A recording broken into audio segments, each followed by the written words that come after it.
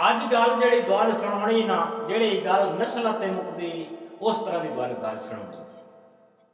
ਮੇਰੇ ਦੋਸਤੋ, ਪੁਰਾਣੇ ਜ਼ਮਾਨੇ ਦੇ ਵਿੱਚ ਨਾ ਜਿਹੜੀਆਂ ਜੰਜਾਂ ਹੁੰਦੀਆਂ ਨਾ, ਬਰਾਤਾਂ, ਇਹ ਪੈਦਲ ਸਫ਼ਰ ਕਰਦੀਆਂ। ਤਾਂ ਜਿਸ ਤੇ ਸ਼ਾਮ ਆ ਜਾਵੇ ਨਾ, ਜਿਸ ਪਿੰਡ ਦੇ ਵਿੱਚ, ਉਹ ਜੰਝ ਨੂੰ ਡੱਕ ਲੈਂਦੇ ਆ। ਕੋਈ ਤੜੀ ਤੋਂ ਨਹੀਂ ਸੀ ਡੱਕਦੇ, ਉਸ ਜੰਝ ਨੂੰ ਦਾਰੇ ਉੱਤੇ ਇੰਤਜ਼ਾਮ ਕੀਤਾ ਜਾਂਦਾ ਹੈ ਬਾਣ ਖਲੋਣ ਦਾ, ਖਾਣ ਪੀਣ ਦਾ। ਤਾਂ ਸਵੇਰੇ ਉਹ ਜੰਝ ਫਿਰ ਉੱਥੋਂ ਨਿਕਲ ਪਾਉਂਦੀ ਹੈ। ਇਸੇ ਤਰ੍ਹਾਂ ਇੱਕ ਸ਼ਾਦੀ ਹੋਵੇ, ਤੁਹਾਨੂੰ ਸ਼ਾਮ ਆ ਗਈ ਇੱਕ ਪਿੰਡ ਦੇ ਵਿੱਚ, ਤਾਂ ਉਹਨੂੰ ਖਿਆਲ ਆਇਆ ਕਿ ਇੱਥੇ ਮੇਰਾ ਦੋਸਤ ਰਹਿੰਦਾ ਹੈ, ਯਾਨੀ ਕਿ ਬੇਲੀ ਰਹਿੰਦਾ ਹੈ। ਉਹਨੂੰ ਪਤਾ ਲੱਗਾ, ਉਹ ਆਇਆ, ਉਸ ਅੱਜ ਰਾਤ ਇੱਥੇ ਹੀ ਰਹਿਣਾ ਹੈ। ਸਾਰਾ ਇੰਤਜ਼ਾਮ ਦਾਰੇ ਤੇ ਹੋਇਆ ਪਿਆ। ਤਾਂ ਜਿਹਦੀ ਸ਼ਾਦੀ ਆਈ ਨਾ, ਉਹਦੇ ਤੋਂ ਦੋਸਤ ਪੁੱਛਦਾ ਕਿ ਯਾਰ ਇਤਨੀ ਦੂਰ ਤੂੰ ਸ਼ਾਦੀ ਕਰਨ ਲੱਗਾ ਹੈ, ਉੱਥੇ ਨਜ਼ਦੀਕ ਤੈਨੂੰ ਕੋਈ ਨਹੀਂ ਸੀ ਰਿਸ਼ਤਾ ਲੱਭਿਆ। ਉਸ ਆਖਾ ਫਿਰ ਤੈਨੂੰ ਕਦੀ ਗੱਲ ਸੁਣਿਆ ਸਾਂ। ਉਸ ਆਖਾ ਠੀਕ ਹੈ। ਹੁਣ ਜਿਹਦੇ ਕੋਲੋਂ ਰਾਤ ਠਹਿਰ ਹੋਇਆ ਆਈ ਨਾ, ਉਹ ਘਰ ਗਿਆ, ਉਹਦਾ ਦੋਸਤ, ਉਸ ਆਖਾ ਮੇਰਾ ਦੋਸਤ ਆਇਆ ਤੇ ਮੈਂ ਉਹਦੇ ਵਾਸਤੇ ਨਾ ਦੁੱਧ ਵਗੈਰਾ ਲੈ ਆਉਣਾ। ਉਹ ਜਦੋਂ ਘਰ ਗਿਆ ਨਾ ਤੇ ਦੁੱਧ ਲੈਣ, ਤਾਂ ਪੁਰਾਣੇ ਜ਼ਮਾਨੇ ਦੇ ਵਿੱਚ ਮੇਰੇ ਦੋਸਤੋ ਕੀ ਹੈ, ਦੁਧਿਆਨੇ ਹੁੰਦੇ ਹਨ ਮਿੱਟੀ ਦੇ ਬਣੇ ਹੋਏ, ਤੇ ਵਿੱਚ ਕੁੱਜਾ ਜਿਹਾ ਰੱਖ ਛੱਡਣਾ ਤਾਂ ਕਿ ਦੁੱਧ ਜਿਹੜਾ ਨਾ ਉਬਲਦਾ ਰਹਿੰਦਾ ਉਹਦੇ ਵਿੱਚ। ਉਹ ਹੁਣ ਜਿਹੜੀ ਉਹਦੀ ਜ਼ਨਾਨੀ ਆਈ ਨਾ, ਉਸਦੇ ਦੋਸਤ ਦੀ, ਉਹ ਕੁੱਜਾ ਆਪਣੇ ਵਾਲੇ ਖਿੱਚੇ, ਇਹ ਦੋਸਤ ਜਿਹੜੇ ਦਾਈ ਨਾ, ਇਹ ਕੁੱਜਾ ਆਪਣੇ ਵਾਲੇ ਖਿੱਚੇ।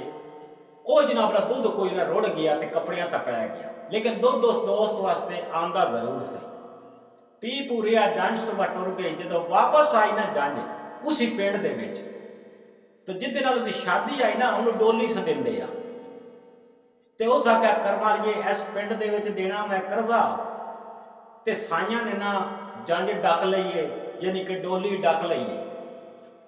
ਉਸ ਆਖਾ ਆਪਣੇ ਕੰਨਾਂ ਨਾਲੋਂ ਕਾਂਟੇ, ਜੋ ਮਤਲਬ ਜ਼ੇਵਰਾਤ ਆਨ, ਉਹਨੇ ਪੈਸੇ ਸ਼ਰਤੇ ਉਸ ਕੁੜੀ ਨੇ ਜਿਹੜੀ ਜਿਹਦੀ ਡੋਲੀ ਹੈ ਜੀ ਆ ਰਹੀ ਹੈ, ਉਸ ਨੂੰ ਲਾ ਕੇ ਦੇ ਛੱਡੀ।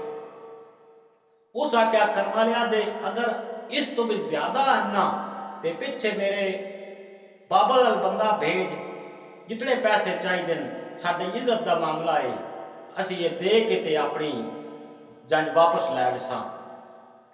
ਉਸ ਦੋਸਤ ਨੂੰ ਬੁਲਾਇਆ। ਉਸ ਆਖਿਆ ਗੱਲ ਸੁਣ, ਹੁਣ ਗੱਲ ਜ਼ਰਾ ਤਵੱਜੋ ਨਾਲ ਤੂੰ ਸੁਣਨੀ ਹੈ ਤੇ ਫਿਰ ਤੁਹਾਨੂੰ ਸਮਝ ਲੱਗਣੀ ਹੈ। ਉਹ ਜਿਹੜਾ ਦੁੱਧ ਵਾਲਾ ਬੰਦਾ ਹੈ ਨਾ, ਜਿਹੜਾ ਤਾਂ ਦੋਸਤ ਆਈ, ਉਸ ਆਖਿਆ ਗੱਲ ਸੁਣ, ਅਜੇ ਇਸ ਦਾ ਮੈਂ ਚਿਹਰਾ ਨਹੀਂ ਵੇਖਿਆ, ਮੈਂ ਸਿਰਫ ਇਹਨੂੰ ਇਤਨਾ ਕਿਹਾ ਕਿ ਇੱਥੇ ਸਾਈਆਂ ਨੇ ਬਰਾਤ ਡੱਕ ਲਈਏ, ਇੱਥੇ ਸਾਈਆਂ ਨੇ ਜੰਝ ਡੱਕ ਲਈਏ, ਤੇ ਮੈਂ ਇੱਥੇ ਦੇਣਾ ਕਰਜ਼ਾ। ਤੇ ਉਹਨੇ ਵੇਖ ਲੈ, ਕੰਨਾਂ ਨਾਲੋਂ ਹੱਥਾਂ ਨਾਲੋਂ ਜ਼ੇਵਰ ਪੈਸੇ ਜੋ ਕੁਝ ਵੀ ਆਨ ਉਸ ਮੈਂ ਦੇ ਛੱਡੇ। ਉਸ ਆਖਿਆ ਤੂੰ ਮੈਂ ਤਾਂ ਪੁੱਛਿਆ ਹੀ ਨਾ ਕਿ ਇਤਨੀ ਦੂਰ ਸ਼ਾਦੀ ਕਿਉਂ ਕਰੇਂਦਾ ਪਿਆ, ਤੇ ਸਿਰਫ ਇਹ ਫਰਕ ਹੈ ਪਿੰਡ ਸਾਡੇ ਵੀ ਆਣ, ਰਿਸ਼ਤੇ ਆਣ, ਕਰੀਬੀ ਵੀ ਆਣ, ਸਿਰਫ ਗੱਲ ਮੁੱਕਦੀ ਆਈ ਨਸਲਾਂ ਤੇ। ਇਹ ਨਸਲ ਦੀ ਵਜ੍ਹਾ ਤੋਂ ਮੈਂ ਇਹ ਰਿਸ਼ਤਾ ਕੀਤਾ ਆਈ ਕਿ ਅਜੀ ਮੈਂ ਉਸ ਦਾ ਚਿਹਰਾ ਨਹੀਂ ਵੇਖੇਗਾ। ਤੇ ਉਹ ਸਾਰਾ ਕੁਝ ਪਹਿਲੇ ਦਿਨ ਤੋਂ, ਜੀ ਘਰ ਵੀ ਨਹੀਂ ਡੋਲੀ ਪਹੁੰਚੀ, ਤੇ ਉਸ ਪਹਿਲੇ ਦਿਨ ਤੋਂ ਇਹ ਸਾਰਾ ਕੁਝ ਮੈਨੂੰ ਦੇ ਛੱਡਿਆ। ਗੱਲ ਸਿਰਫ ਹੈ ਕਿ ਤੈਨੂੰ ਘਰੋਂ ਦੁੱਧ ਨਹੀਂ ਮਿਲਿਆ ਹੈ। ਉਸ ਸਿਰਫ ਗੱਲ ਸੁਣਾਉਣ ਦਾ ਮੇਰੇ ਦੋਸਤੋ ਮਤਲਬ ਇਹ ਹੈ ਕਿ ਗੱਲ ਮੁੱਕਦੀ ਹੈ ਨਸਲਾਂ ਤੇ। ਖਾਨਦਾਨ ਚੰਗਾ ਹੋਵੇ ਨਾ, ਉਹ ਭਾਵੇਂ ਫਿਰ ਕਰੀਬ ਹੋਵੇ ਤੇ ਭਾਵੇਂ ਦੂਰ ਹੋਵੇ। ਅੱਲਾ ਸੋਹਣੇ ਦੇ ਹਵਾਲੇ।